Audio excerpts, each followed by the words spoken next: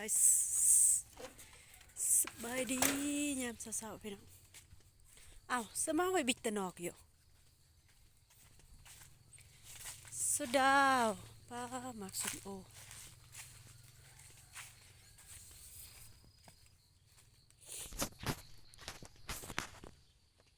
เว้นจะนี่ฮะหมูนั่นไรบักบ่เลยหอมเบอโอ้บักเยียเมื่อตาโอ้ตอนน่ะยางติดเลยสงสัยประมุนตะมวยน่ะเนาะจัง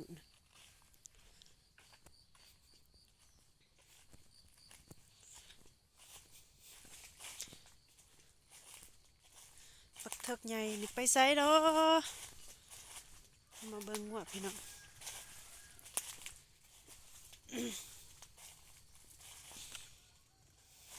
บ่แม่นเพราะว่าฝนบ่ตกแล้วมันจะมา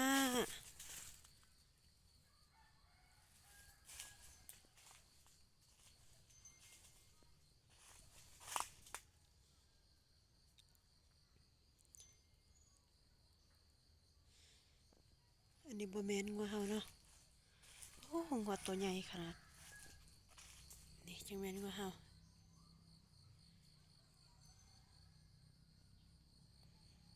มาแต่สองแม่ลูกตัวอื่นคือบ่มา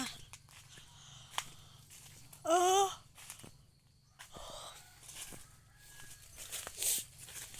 บรรยากาศก็เริ่มหนาวแล้วพี่น้องอันนี้บรรยากาศยามเช้าๆป้ามากาแฟมันหล่นพี่น้องแต่สิได้นี่มากาแฟกลาง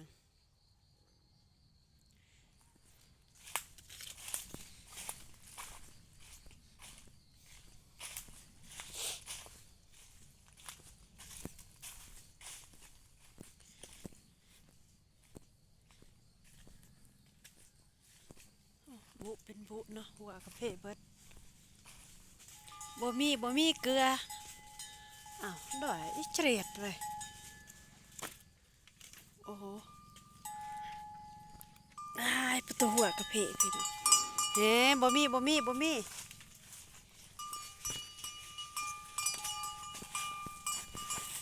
าเหยียบขี่เว้ย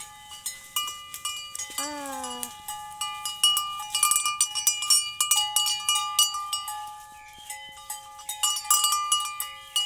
ฮ่าพอดีอ่ะ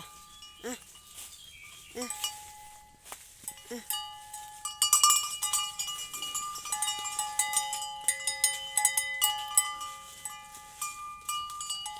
หรือว่ามันอันนี้โพดบ่มันอันนี้แฮ่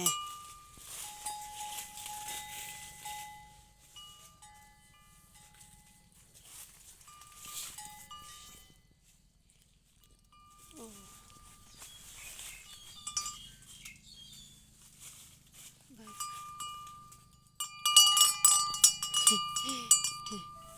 อ้แฮ่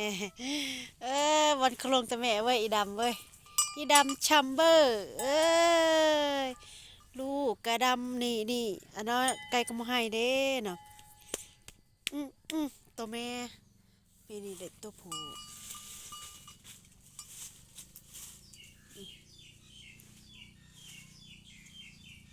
อันนี้ลูกแสดงสมาอ้อยทะเลแดงเอ้ย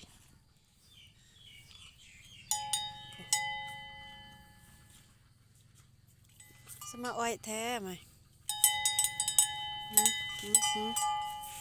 หืมฮ่าเล็กสองสามห้าโตนะแล้วงัวเฮาจะไม้แบบนี้เลยนี่สบายลวงเอาซิงเงี้ยกว่านี้บ่ทำอันนี้โหดเบิ่งแสดงเบิ่งหัวใจเลยอันนี้พอดี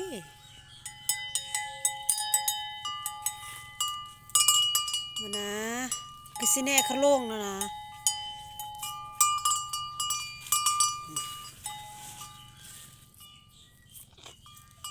ยันอีกจักหน่อยพอดี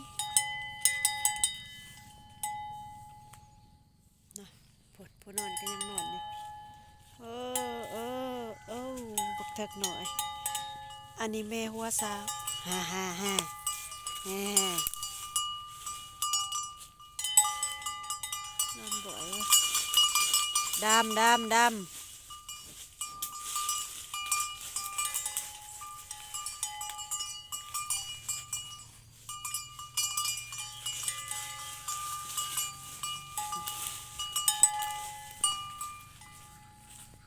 อยากกินแต่เกลืออยากกินแต่เกลือเลยบอนบ่อย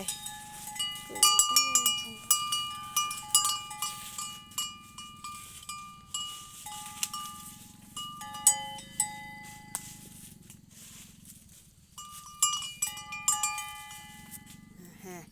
เลียสินเลียเสือโอ้ยแหงเว้ย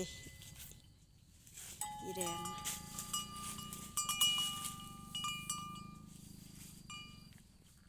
ฮ่าฮ่าฮ่าฮ่าตีได้น่ะ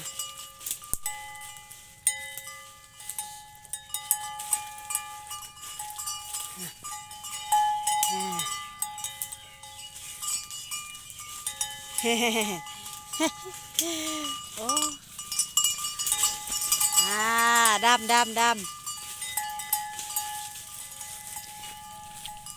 นี่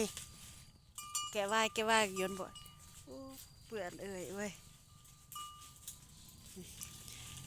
ใส่อ่ะนี่แม่นน้องใหม่เนาะพี่น้องเนาะเด้เพราะว่ากำลังเกิดปีนี้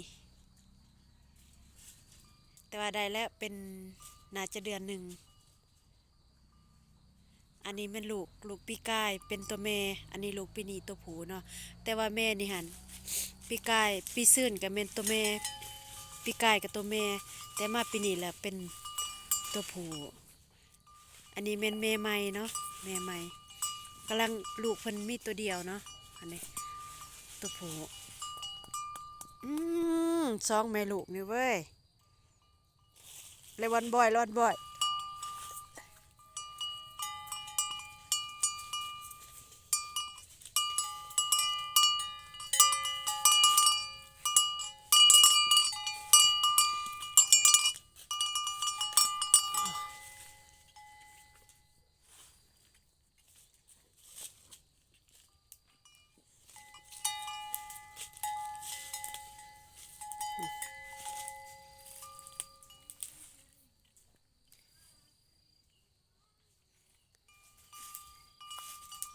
ลูกคือหลายแม่คือน้อยเดียวเนาะ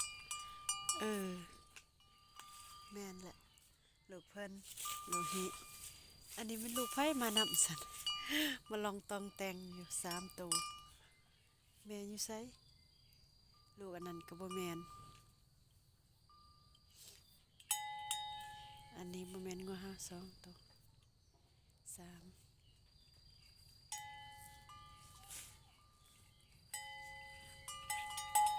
เพิ่นเบิ่งงัวฮักกัน